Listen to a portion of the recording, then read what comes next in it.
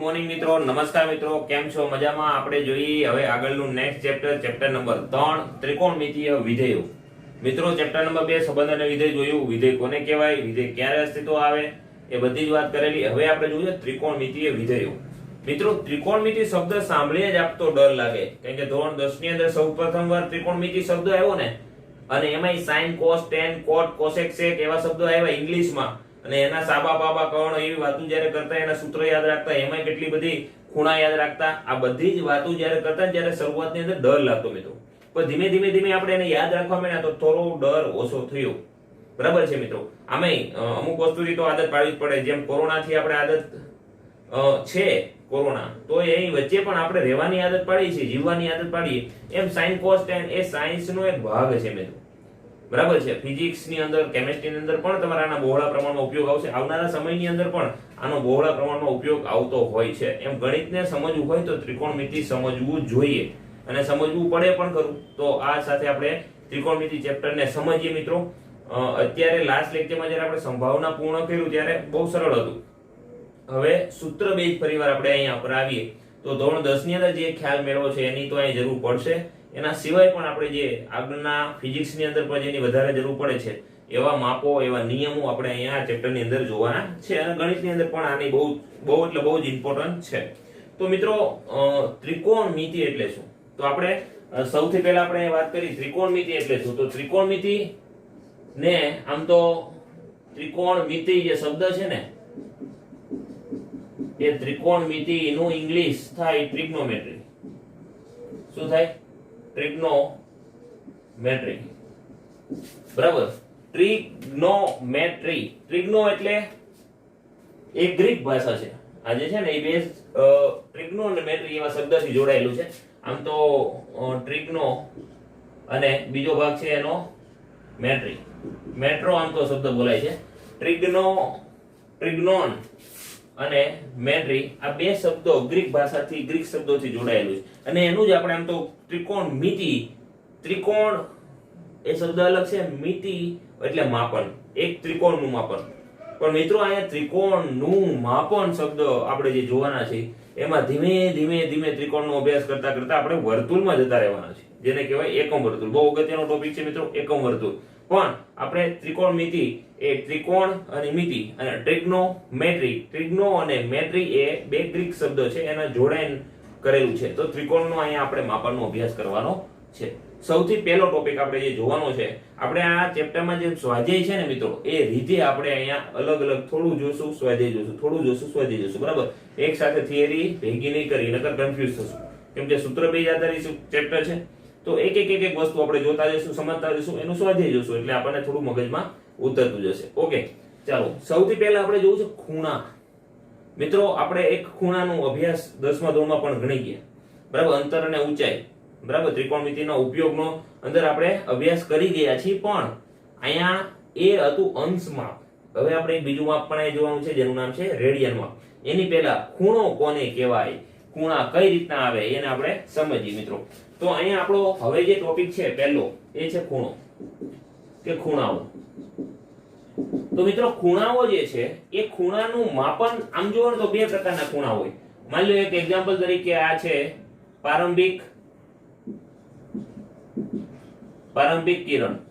આ કેવું છે કિરણ? પારંભિક કિરણ છે મિત્રો. આ પારંભિક બાજુ કયો, કિરણ કયો. બરાબર. આ પારંભિક બાજુથી માની લો કે આ છે, આપણે તમને ખબર હોય તો 10મા ધોરણની અંદર આમ હોય, માની લો કે અહીંયા એની સાપેક્ષે આ ઉપર જાય તો અહીંયા એક ખૂણો બનાવ્યો ને, કે આ પારંભિક બાજુ અને બીજી એક છે અંત્ય બાજુ. માની લો આ અંત્ય બાજુ છે, અંત્ય બાજુ, આને બાજુ કહીએ મિત્રો.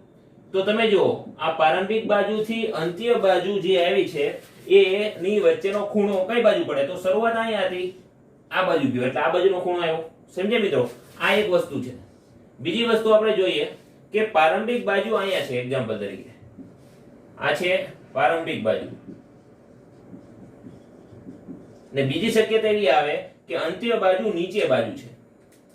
અંત્ય બાજુ ક્યાં આવે છે? નીચે આવે છે. તો આને આપણે કહીએ અંત્ય બાજુ. સમજ્યા મિત્રો? એક આવે પારંભિક બાજુ, એક આવે અંત્ય બાજુ. પારંભિક બાજુથી અંત્ય બાજુ એટલે ખૂણો ક્યાં પડ્યો? તો નીચે તરફ, આ રીતનો. આને આપણે થીટા કહીએ, આને થીટા કહીએ. બંનેમાં ફરક શું મિત્રો? તો એક ખૂણો બન્યો ઉપરની બાજુ, એક બન્યો નીચેની બાજુ. આ જે બન્યો ને એને આપણે કહેવાય ઘડિયાળની કાંટાની વિરુદ્ધ દિશામાં. આ વિરુદ્ધ દિશા થઈ ને, ઘડિયાળનો કાંટો આમ ફરતો હોય જેને ક્લોકવાઇઝ કહીએ, આ ઊંધું થયું એને કહેવાય એન્ટી ક્લોકવાઇઝ. તો આપણે અહીં કહેવાય ઘડિયાળના કાંટાની વિરુદ્ધ બાજુ. કઈ બાજુ મિત્રો? ઘડિયાળના કાંટાની વિરુદ્ધ બાજુ. આને કહેવાય ઘડિયાળના, ઉપર લખી નાખું છું, ઘડિયાળના કાંટાની દિશામાં. આ થયું ઘડિયાળના કાંટાની વિરુદ્ધ બાજુ, આ થયું ઘડિયાળની કાંટાની દિશામાં. જો ઘડિયાળની કાંટાની દિશામાં આવે તો ખૂણો ઋણ થશે. ખૂણો કેવો થશે મિત્રો? ઋણ. જેને આને માઈનસ વડે પણ દર્શાવાય. ના અહીંયા ખૂણો ઊંધું વિરુદ્ધ દિશામાં જાય તો ખૂણો કેવો થશે?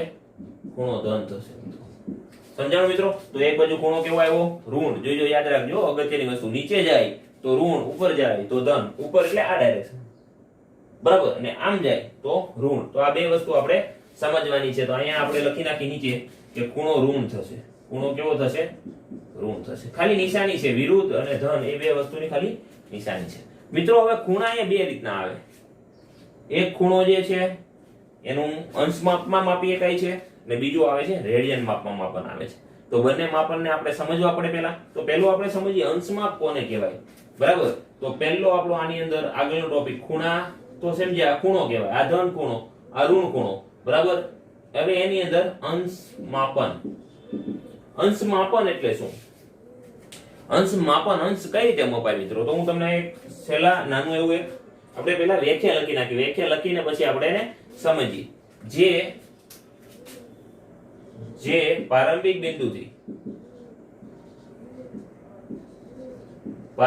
બિંદુથી અંત્ય બિંદુ સુધી, અંત્ય બિંદુ અથવા અંત્ય બાજુ ઓ સુધી પરિભ્રમણ. કેવું મિત્રો? પરિભ્રમણ. એક પૂર્ણ પરિભ્રમણ. એક પૂર્ણ એટલે આખું પરિભ્રમણ ના 1/360 માં ભાગનું હોય તો તેને એક અંશ કહેવાય છે, બરાબર છે. પ્રારંભિક બાજુથી, કઈ બાજુ લઈએ આપણે? પ્રારંભિક બાજુથી અંત્ય બાજુઓ સુધી પરિભ્રમણ એક પૂર્ણ પરિભ્રમણના 160 માં ભાગનું હોય તો તેને એક અંશ માપ કહેવાય. તેને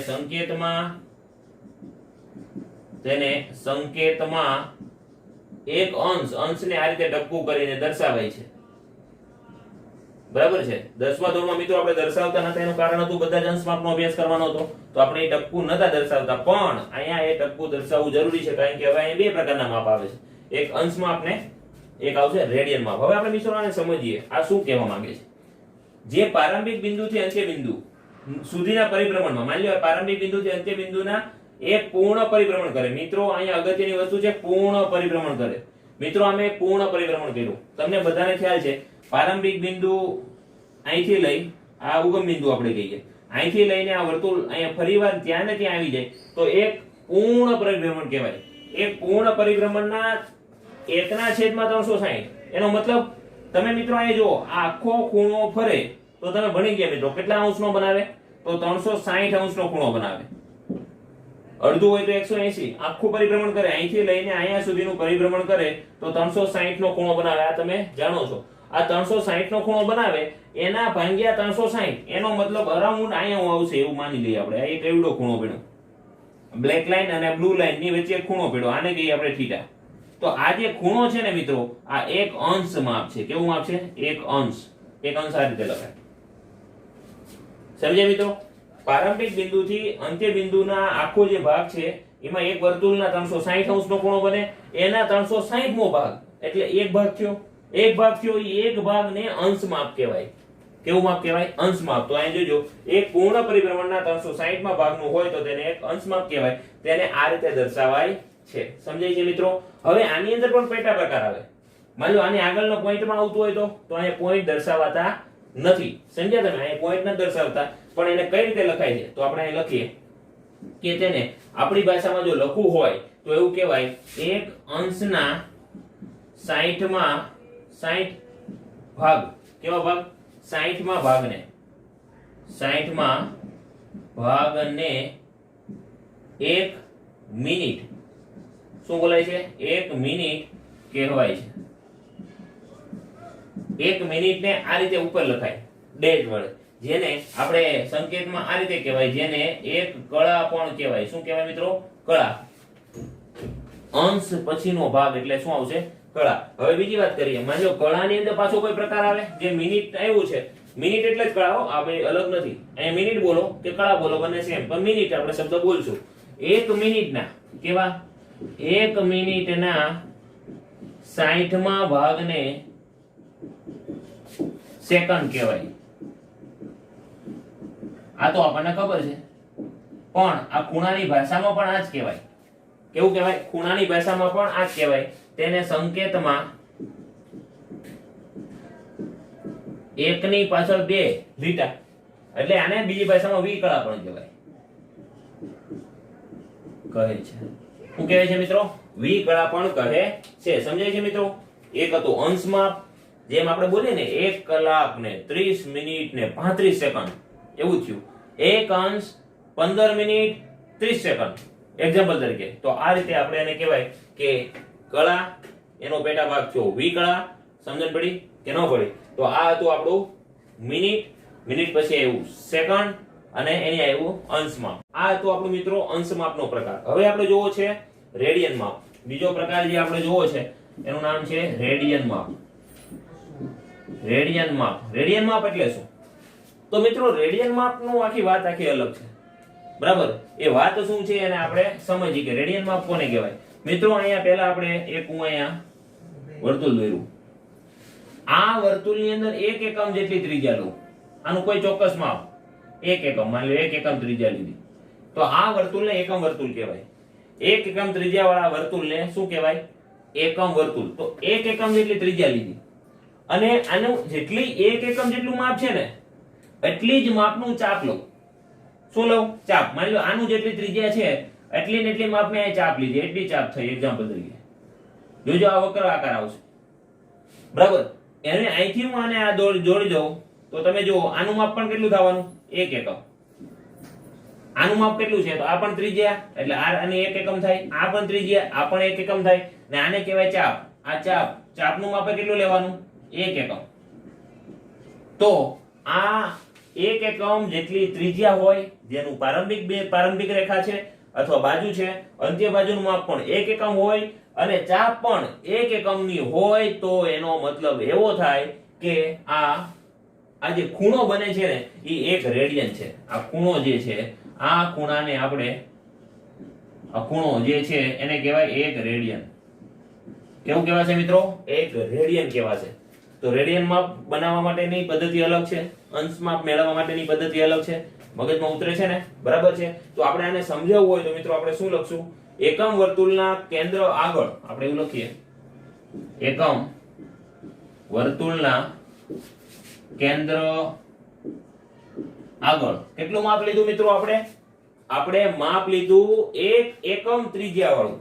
એક આગળ 1 એકમ વર્તુળીય, 1 એકમ વૃત્તીય, આપણે એમ શબ્દ કે વર્તુળીય નહીં બોલીએ, વર્તુળીય 1 એકમ વૃત્તીય લંબાઈ વાળા ચાપને 1 એકમ વૃત્તીય લંબાઈ વાળી ચાપથી વાળા કહેશું ને, વાળા ચાપથી બનતા ખૂણાને રેડિયન કહેવાય છે. કેટલું રેડિયન કહેવાશે? તો 1 રેડિયન કહેવાશે. કેટલું રેડિયન કહેવાશે? 1 રેડિયન કહેવાય છે. સમજણ પડી મિત્રો? રેડિયન ને દર્શાવવું હોય તો અહીંયા માનો થીટા બરાબર L upon R હતું, ખબર છે મિત્રો? આ રેડિયન ખૂણો મેળવવા માટેનું ચાપ છે. આને રેડિયન ને સંકેતમાં આ રીતે C વડે પણ દર્શાવાય. કેના વડે દર્શાવાય? C વડે પણ દર્શાવાય. તો એને આપણે કહીએ સંકેત બરાબર 1 રેડિયન C. જે ઓલા અંશને ટપકું કરી રેડિયન ને શું બતાવવાનું? ઉપરની બાજુએ C કરી દેવાનું. θ = L upon R. હવે તમે જુઓ અહીંયા L એટલે આ ચાપ થઈ, ચાપની લંબાઈ જ્યાં l બરાબર 1 છે, 1 એકમ લીધું, r બરાબર 1 છે, ત્રિજ્યા 1 છે, અહીં 1 upon 1 મૂકો તો θ બરાબર કેટલું આવ્યું 1c. સમજાણું મિત્રો? તો આ રીતે પણ આપણે એક રેડિયન માપ મેળવી શકાય. શું મેળવી શકાય? રેડિયન માપ મેળવી શકાય. હવે મિત્રો અહીંયા રેડિયન માપ છે, આ સોરી અંશ માપ છે, રેડિયન માપ છે. તો અંશ માપ ને રેડિયન માપમાં કઈ રીતે ફરે, રેડિયન માપમાંથી અંશ માપ કઈ રીતે ફરે એ આપણે સમજીએ. મિત્રો આપણને અહીંયા માની લો કે કોઈ રેડિયન માપ મેળવવાનું કીધું. શું કીધું? રેડિયન માપ મેળવો એવું કીધું છે.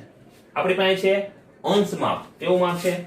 અંશ માપ. આ એ બરાબર યાદ રાખજો. અંશ માપ આપણી પાસે છે, આપણને મેળવવાનું રેડિયન માપ કીધું છે, અથવા આપણી પાસે રેડિયન માપ છે. કેવું માપ છે? રેડિયન માપ આપણી પાસે અવેલેબલ છે ને આપણને કીધું છે અંશ માપ મેળવવું. આ અગત્યની વાત છે, બરાબર રીતે યાદ રાખજો મિત્રો. રેડિયન માપ આપણી પાસે છે તો અંશ માપ મેળવવાનું કીધું હોય, અથવા અંશ માપ આપેલું છે અને રેડિયન માપ મેળવવાનું, આપણને રેડિયન માપ મેળવવાનું કીધું છે, તો આપણે શું કરશું? પાઈ ના છેદમાં 180 વડે ભાગશું. પાઈ ના છેદમાં 180 વડે ભાગશું. અને માની લો અંશ માપ મેળવવાનું કીધું છે, માપ કયું છે આપણી પાસે? રેડિયન માપ. તો 180 ના છેદમાં પાઈ વડે ભાગશું. રેડિયન માપ કેવું હોય? તો પાઈ ના સ્વરૂપમાં હોય. આ મગજમાં રાખજો. રેડિયન માપ કેવું હોય? પાઈ ના સ્વરૂપમાં, એટલે પાઈ વડે ગુણી નાખો. પાઈ ગુણો પાઈ નું ખૂણા સાથેનો સંબંધ કેવો છે? તો ભાંગ્યા 180. આપણને ખબર છે આખો સર્કલ પૂરું થાય ને મિત્રો, તો આ એક વર્તુળ હોય એ અહીંથી લઈને અહીંયા સુધીનો ખૂણો કેટલાનો થાય? તો 360 નો થાય. આ અંશ માપમાં વાત થઈ. પણ રેડિયન માપમાં વાત થાય ને તો એ 2π જેટલો થાય. કેટલો થાય? 2π. હવે 2π બરાબર આપણે ગણો, 2π બરાબર કેટલો થાય? તો 360. આ રેડિયન માપ ને અંશ માપ વચ્ચેનો સંબંધ છે. તો પાઈ બરાબર કેટલા થયા? તો 360 ભાગ્યા 2 થયા. તો પાઈ ઇક્વલ ટુ સંબંધ શું આવ્યો? 180. પાઈ બરાબર 180 કહેવાય. તો આપણે જે ગુણ્યું ને ભાગ્યું ને એનું મૂલ્ય એક જ છે. પણ જો રેડિયન માપમાં મેળવવું હોય તો પાઈ વડે ગુણવાનું, અને અંશ માપ મેળવવું હોય તો પાઈ વડે ભાગવાનું. જો પાઈ ની વેલ્યુ ન આપેલી હોય તો પાઈ બરાબર 22/7 લઈ શકાય. આ તમને ઓલરેડી ખ્યાલ છે, તમે જાણો છો. પાઈ બરાબર કેટલું લેવાનું? 22/7. આ રીતે પણ આપણે લઈ શકાય જો પાઈ ન આપેલું હોય તો. આ વેલ્યુ પણ આપણે જાણીએ છીએ. તો મિત્રો આજે આપણે શું જોયું?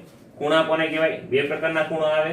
એક આવે ધન ખૂણો, જે એન્ટી ક્લોકવાઇઝ એટલે ઘડિયાળની વિરુદ્ધ દિશામાં, ઘડિયાળના કાંટાની દિશામાં જાય એનો મતલબ આ ક્લોકવાઇઝ ડાયરેક્શન. ક્લોકવાઇઝ ડાયરેક્શનનો ખૂણો કેવો થાય છે? ઋણ.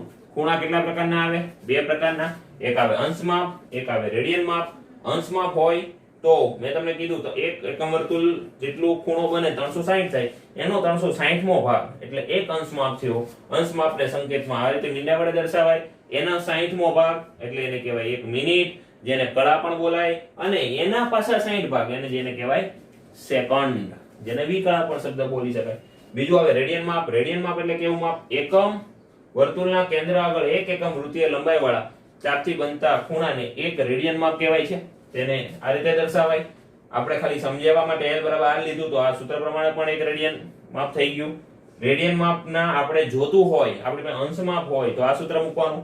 અંશ માપ જોતું છે, રેડિયન માપ આપણી પાસે અવેલેબલ છે, તો 180 ના છેદમાં પાઈ વડે ભાગી નાખવાનું. 180 અને પાઈ બંનેના મૂલ્યો કેવા થાય છે? સમાન થાય છે. એ સમજાવ્યું. મિત્રો સ્વાધ્યાય આપણે જે જોવાનું છે 3.1, એની માટે એટલી થિયરી બરાબર મગજમાં ઉતારી નાખજો, સમજી લેજો, તો જ આપણને આવડશે. હવે આપણે થોડા દાખલા જોઈએ. ઓકે, લખી કાઢો. મિત્રો કન્ટિન્યુ આપણે આગળ જોઈએ સ્વાધ્યાય 3.1. બરાબર છે. ક્વેશ્ચન નંબર પહેલો છે, નીચેના અંશ માપને સંગત માપ મેળવો. બરાબર છે. તો આપણે અંશ માપને સંગત આપણે રેડિયન માપ મેળવો. સંગત માપ મેળવો એનો મતલબ સંગત રેડિયન માપ મેળવો. બરાબર છે. ચલો રેડિયન માપ આપણે મેળવો. તો મિત્રો આ કયું માપ આપેલું છે? અંશ માપ. મેળવવાનું કયું માપ છે? તો રેડિયન માપ. તો રેડિયન માપ બરાબર સૂત્ર હતું આપણું, રેડિયન માં ફેરવવું છે તો પાઈ ના છેદમાં 180 ગુણ્યા અહીંયા આવશે અંશ માપ. અંશ માપ આપણી પાસે હોય, રેડિયન માં ફેરવવું હોય તો આ સૂત્ર બરાબર રીતે યાદ રાખજો. બરાબર છે. ચાલો રેડિયન માપ ઇઝ ઇક્વલ ટુ અંશ માપ પહેલો તો અહીં લખી પાઈ ના છેદમાં 180. અંશ માપ કેટલો આવ્યું છે? 25 અંશ આપણને આપેલું છે. બરાબર. ભાગ પાડીએ મિત્રો. અહીંયા થશે 9 દુ 18. ભાગ આપણે વધારે પાડી છે, 5 દુ 10. બરાબર. કઈ ભાગ ઉડે એ ઉડાડશું. 25 5 5 ગયા. બરાબર. 9 દુ 18 દુ 36. તો અહીંયા આવશે 5 પાઈ બાય 36 આ આપણો રેડિયન માપ થયું. સમજાણું મિત્રો? 5 પાઈ બાય 36 પાઈ ના સ્વરૂપમાં આવે એ રેડિયન માપ જ કહેવાય. ઓકે, મગજમાં ઉતરે છે ને બરાબર? ચાલો બીજું માપ આપણને આપ્યું છે -47. આને આપણે રેડિયન લખી નાખી તોય ચાલે, બરાબર? રેડિયન. ઓકે, ચાલો -47 અંશ 30 મિનિટ આપણે વાત કરેલી, કળા શબ્દ બોલેલા એમાં મિનિટ ને પછી ડબલ હોય તો એના આવશે વિકળા અથવા સેકન્ડ. તો અહીં મિત્રો આપણે ઘણીવાર આપણને ખ્યાલ છે મિત્રો, આપણે એવું લખી 2 કલાક અને 30 મિનિટ આવી રીતે આપણે કીધું હોય તો આને બીજી ભાષામાં આપણે સાંકેતિક સ્વરૂપમાં બતાવવું હોય તો આપણે શું કરશું? 2 કલાકમાં 30 મિનિટને આપણે કલાકમાં ફેરવી. કલાકમાં ફેરવો એટલે શું થાય? 30/60 વડે ભાંગી નાખો. જો કઈ રીતે લખાય તો અહીંયા ભાંગી નાખો તો અહીંયા કેટલા આવ્યા? 2. તો 2 + 1/2 તો આપણે એની બીજી ભાષામાં કહેવાય 4/5 સોરી 4 અને 5/2 અથવા આપણે એને કહેતા હોય અઢી. બીજી ભાષામાં શું કહેતા હોય? અઢી વાગ્યા. 2 કલાક ને 30 મિનિટ ને આપણે અઢી કલાક પણ કહી શકાય. અને શું કહીએ શકાય? અઢી કલાક. સમજાય છે ને મારું સાદું? કારણ કે આગળ આપણે હજી આ રીતે આને કન્વર્ટ કરવા પડશે. અહીંયા આપણને આપ્યું છે 47 અંશ ને 30 મિનિટ. 47 અંશ ને 30 મિનિટ આપે એનો મતલબ એવો થાય કે આ રેડિયન માપ છે. કેવું માપ છે મિત્રો? રેડિયન માપ. રેડિયન માપ = -47 30 મિનિટ ગુણ્યા π/180 વડે આપણે ગુણશું. ઓકે, ચાલો માઈનસ એમને રહેવા દઈએ. બરાબર ધ્યાન આપજો. -47 એમને બરાબર અંશ માપ છે એમને રહેવા દઈએ પ્લસ આને અંશમાં ફેરવવું હોય, કેમાં ફેરવવું હોય? અંશમાં. તો એને 60 વડે ભાંગવું પડે. જેમ આપણે કલાક અને આ અંશ થઈ ગયું, મિનિટ ને કલાકમાં ફેરવવું હોય 60 વડે ભાંગવું પડે, એમ આ રીતે આને ભાંગવું પડે ગુણ્યા π/180. બરાબર છે? ચાલો હવે અહીંયા આને ભાંગી નાખી તો કેટલા વધે? 2. અહીંયા વધ્યા 1. તો -47 અહીંયા પ્લસ 1/2 આ આપણું અંશ માપ થયું ગુણ્યા π/180. ઓકે, 47 ગુણ્યા 2 કરીએ એમાં 1 ઉમેરી દઈએ. બરાબર? તો 94 ને 95 તો અહીંયા આવશે -95/2 ગુણ્યા π/180 આપણું અંશ માપ છે. બરાબર? હવે અહીંયા ભાગ ઉડાડીએ મિત્રો. ભાગ અહીંયા થાય 36 ગુણ્યા 5.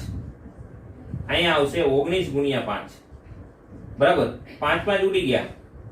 જોજો 5 ઉડી ગયા તો અહીંયા 36 દુ 72 તો -19 π/72 આ આપણું રેડિયન માપ થયું.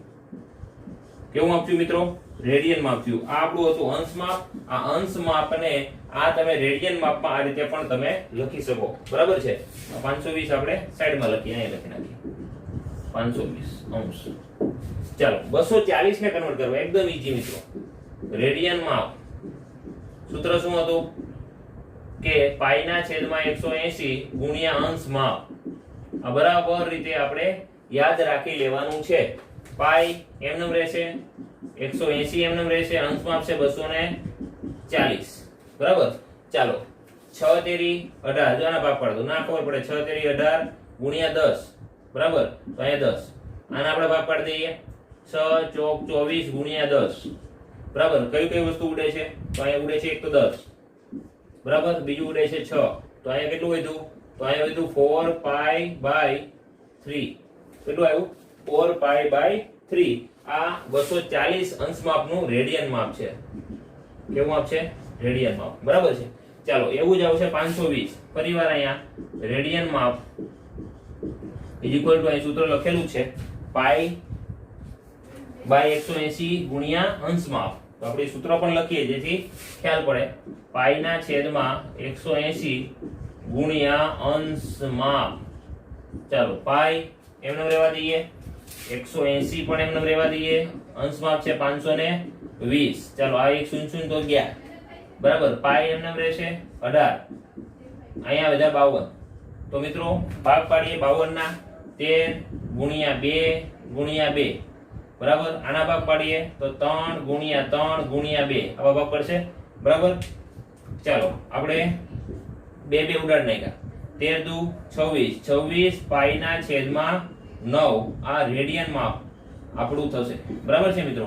તો આ હતા આપણે અંશ માપને સંગત રેડિયન માપમાં ફેરવો. કેમાં ફેરવો? રેડિયન માપ શોધો. તો આપણે રેડિયન માપ શોધ્યું. સમજાણું મિત્રો? છે ને એકદમ ઈઝી? આવડે ને? બરાબર છે. આ તો આપણો ચેપ્ટર નંબર 3 નો લેક્ચર નંબર 1 બરાબર. સ્વાધ્યાય 3.1 સુધી આપણે જોયું. ખાલી અંશ માપને ફેરવવાના છે રેડિયન માપની અંદર. ઓકે, સમજાણું. હવે આગળ આપણે કન્ટિન્યુ જોશું રેડિયન માપને કેવા ફેરવીએ અંશ માપમાં. આગળના લેક્ચરમાં જોશું ક્વેશ્ચન નંબર 2 થી. ઓકે, બરાબર પ્રેક્ટિસ કરજો, લખી નાખો.